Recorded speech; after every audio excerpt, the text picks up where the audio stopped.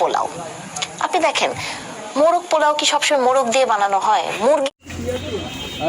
আচ্ছা, এই যে ম্যাডাম, উনি জাহাঙ্গীরনগর ইউনিভার্সিটির শিক্ষক, মোরগের পোলাও নাম কেন হইল?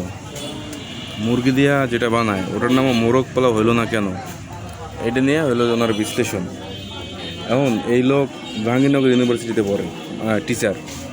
আমার চিন্তা, উনি কি পড়ায়? কি পড়ায় ওনার শিক্ষকরা?